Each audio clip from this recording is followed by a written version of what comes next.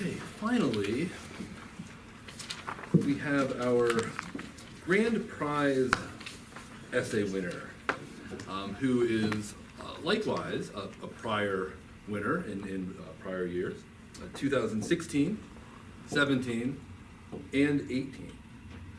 And so I'd like to just mention one other thing, I guess, because we've kind of adopted Emma as our own here at the Law Association.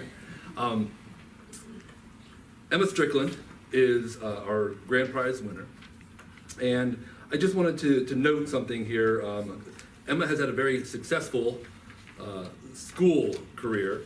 Emma is a 4.0 student. She plays soccer, runs track and field, plays in the band, participates in numerous academic clubs, and is a community volunteer, not to mention now a 4-time Law Day winner. So Emma, you want to come on up?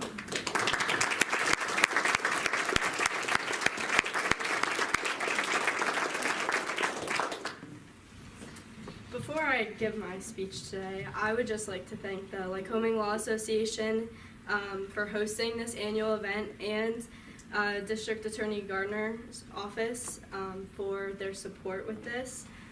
The Law Day Essay Contest has been one of my greatest learning experiences and has shaped my future educational goals. So for anyone working in school districts, I highly encourage you to incorporate this into your education so that all students can have the same great experience that I have for all of these years. So for my final Law Day essay presentation. The media is not just important, it is critical to the success of our democracy. MediaEngagement.org describes media as the fourth pillar of democracy, along with judiciary, executive, and legislature, whose role is to act against the injustice, oppression, misdeeds, and partiality of our society, and act as a watchdog to protect public interests against malpractice through public awareness. But it is clear that public trust in the media is near an all-time low. A 2022 Gallup poll showed that only 34% of Americans trust the media to report news fully, accurately, and fairly. And only 7% have a great deal of trust and confidence. This is just 2 points higher than the lowest ever rating, which came during the 2016 presidential campaign. While it may be easy for some to blame these feelings on recent political issues, such as gun control, school shootings, vaccinations, critical race theory, book banning, overturning Roe v. Wade, etc., the reality is that trust in the media has been slipping since 1976. 1976 happened to be the first presidential election year after the Watergate investigation that was prominently played out in the Washington Post and other newspapers. I do believe that much of this distrust in the media has been exacerbated more recently by the widespread incivility we are seeing in the media, prominently on television, through talk radio, and online via social media. The purpose of media, according to a recent article in Medium, is best defined by the roles they play in society, to educate, inform, and entertain through news, features, and analysis in the press. However, not all media lives up to this calling, and some actively work against it. From my perspective, these media outlets promote incivility and have sacrificed education and information for revenue and viewership. It is no wonder that the media feeds into a cycle of incivility by using the aggressive promotion of counter viewpoints through disrespectful arguments, posts, or commentary that are incendiary and mean-spirited, and opportunities for anonymous comments or responses. It is important, though, to understand that while the media plays a hand in the civility of our society, the citizenry is equally as responsible.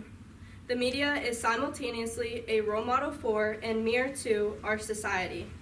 As media becomes less civil, that prompts viewers to be less civil, then the media coverage of our society appears even less civil, and it continues in this vicious cycle. Trust and incivility seem to have an inversely proportional relationship. As trust in the media goes down, incivility within the media seems to be increasing. I saw this spiral play out firsthand in the school board meetings in my district. While the mainstream media seemed consistent in reporting the potential impact of COVID-19, the growing transmission rates, the health implications, and the benefits of masking, there emerged a clear lack of trust in what the media was saying. And this distrust was often fueled by other media outlets. At one of these meetings, I heard the mother of a child with a chronic disease sobbing at a podium, begging the administration to keep her family safe. The next father to speak began with, "I don't care about any other children in the school district except my own." Neighbors were yelling at one another, and people called our elected officials un-American and compared them with the Nazi Gestapo. Watching this unfold solidified for me how a lack of trust in the media can lead to increased incivility. I could tell these people were not acting this way on their own. They were mimicking phrases and statements they heard through the media. I watched a health and safety issue unfold into a vitriolic political one fueled by segments of the media. It is human nature that we favor information that confirms our existing beliefs. This confirmation bias leads us to believe everything we see or hear that validates our pre-existing beliefs and opinions, and to distrust anyone or anything that challenges these prejudices. At no time in my research did I read that the purpose of media was to tell us what we wanted to hear. When thinking about the cornerstones of our democracy, civics, civility, and collaboration, I kept thinking that consideration would be a great fourth cornerstone.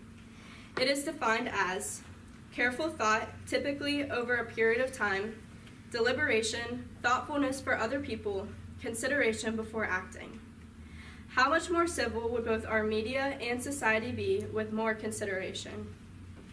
In order for our democracy to survive and thrive, media needs to fulfill their original intent and promote civil discourse. But it is unrealistic that all media outlets will take the high road.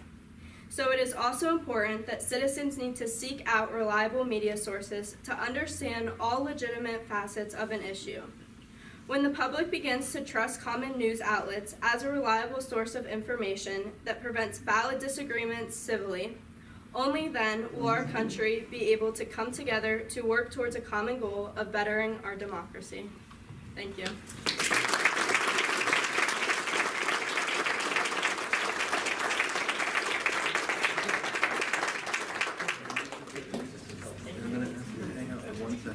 Is District Attorney Gardner here?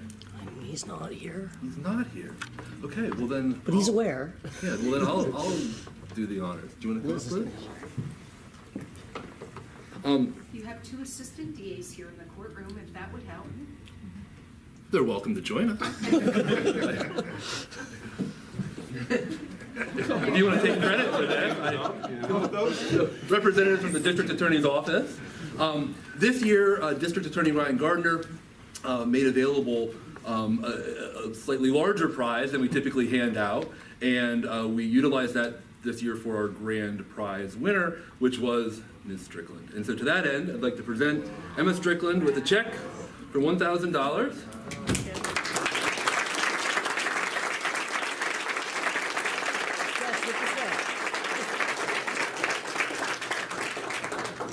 You don't have to take this one. That's okay. Thank you. One of the envelopes should match. Well done. Thank you.